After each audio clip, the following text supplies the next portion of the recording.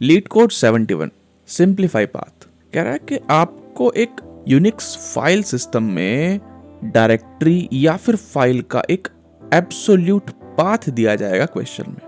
Absolute path का मतलब होता है कि वो स्लैश से स्टार्ट होगा, ठीक है, जैसे कि स्लैश होम यूजर डेस्कटॉप, ये क्या है, एब्सोल्यूट पाथ है, ठीक है, यानी कि स्लैश से स्टार्ट हो रहा है, ठीक है। क्वेश्चन कह रहा है कि हो सकता है यहाँ पर कोई डायरेक्टरी हो या फिर या मान लीजिए टेक्स्ट फाइल है या फिर कोई फाइल हो, ठीक, कोई दिक्कत वाली बात नहीं है।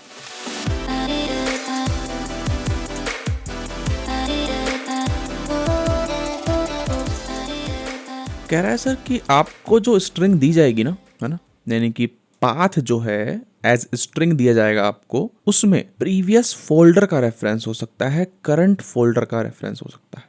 कहने का मतलब है अगर मान लीजिए मेरे पास ये लिखा हुआ है यूजर, ठीक है, मान लीजिए ये मेरे पास क्या है, एक पाथ है, तो अगर आपको नहीं पता है तो मैं बता दूं कि इसका मतलब क्या होता है। इस डॉट का मतलब होता है कि करंट डायरेक्टरी, बेसिकली होम के अंदर ही है ये डॉट, उसका मतलब यही है, ठीक है। आपको टर्मिनल पे जाके दिखा भी देता हूं मैं, ये देख रहे हो, प्रिंट वर्किंग डायरेक्टरी मैंने किया, तो अभी मैं फिलहाल होम एंड देन इस फोल्डर पे हूँ, ठीक है। अगर हम ls करते हैं तो जितनी भी फाइल्स एंड फोल्डर्स है वो जाते हैं, लेकिन अगर मैं ls-a करता हूँ तो हिडन फाइल्स एंड फोल्डर्स भी आ जाते हैं। तो देखिएगा जब मैं ls-a कर रहा हूँ तो हर फोल्डर के अंदर ये डॉट है एंड डबल डॉट है, ये होती है रेफरेंस। क्या होती है? रेफरेंस। डॉट का मतलब कि करंट फोल्डर ही, ठीक है, डॉट का मतलब current folder he, and double dot का मतलब है कि प्रीवियस फोल्डर, ठीक है। देखिए हम cd करते हैं चेंज डायरेक्टरी करने के लिए, ठीक है। अगर मैं cd डॉट करता हूं तो कुछ नहीं होगा, सेम ही फोल्डर पे रहूंगा मैं, लेकिन अगर मैं cd डॉट डॉट करता हूं तो मैं प्रीवियस फोल्डर पे पहुंच गया हूंगा। देखो देख लो, होम पे आ गया मैं, इस फोल्डर से ट्रिपल ओ फोल्डर से पीछे आ गया हूं। तो क्वेश्चन ये कह रहा है सर कि आपको ना ये डॉट दिया जाएगा, डॉट डॉट दिया जाएगा, ठीक है, यानी कि गंदगी मचा के आपको एक पाथ दिया जाएगा, आपको वो क्या करना है, सिंप्लीफाई करना है, ठीक है।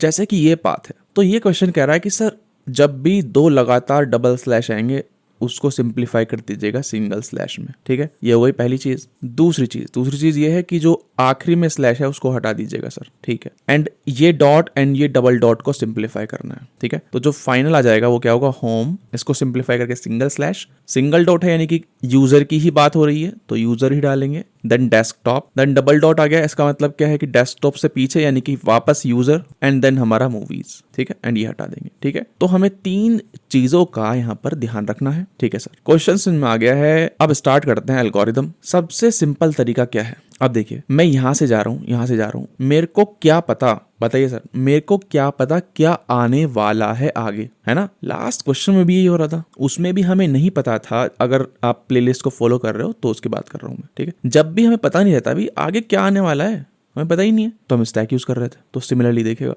मेरे को पता ही नहीं है क्या आने वाला है आगे, अगर गड़बड़ वाला कुछ आ जाता है तो हम पॉप कर देंगे स्टैक में से, नहीं तो पुश करते जाएंगे। समझ रहे हैं बात को? अब देखिए सिंप्लीफाई करने के लिए सबसे इजी तरीका क्या है कि सर स्लैश से ना चीजों को स्प्लिट कर लीजिए, स्लैश से चीजों को स्प्लिट कर लीजिए। तो अगर मैं स्प्लिट कर लेता हूं तो होम आ जाएगा यहाँ पे, ठीक है।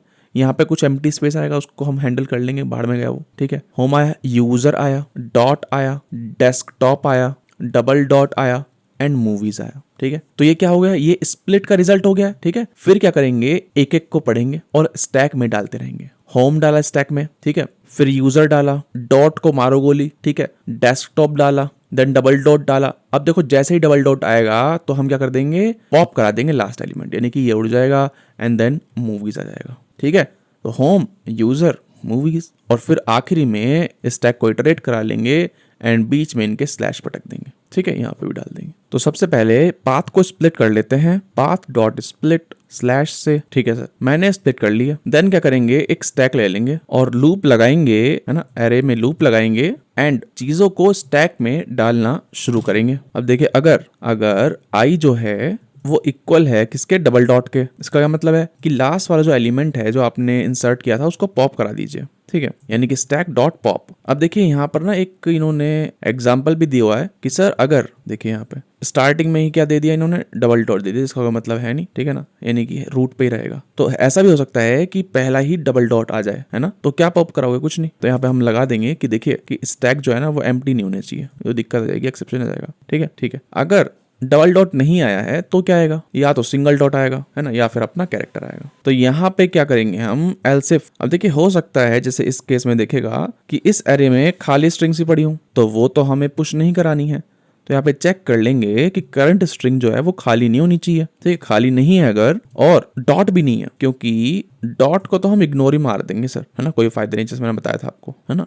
अच्छा ये मैंने नॉट लगा दिया है, नॉट थोड़ी आएगा। अगर डबल डॉट है ना, अगर डबल डॉट है और स्टैक एम्प्टी नहीं है तो पॉप कराना है ना। अच्छा यहाँ पे ना ये देखो एक और चेक लगेगा यहाँ पे, देखो है ना, स्टैक में पुश तो कराएंगे अपन, स्टैक डॉट पुश आई को, लेकिन पुश कराने से पहले हमें एक चीज और चेक करनी पड़ेगी। अब ये देखिए एग्जांपल, यहाँ पे देखिए डबल डॉट आया था, समझ रहे, तो हमने स्टैक तो पॉप किया नहीं, तो ये वाला इफ ब्लॉक तो चलेगा नहीं, तो यहाँ पे कंट्रोल हो जाएगा।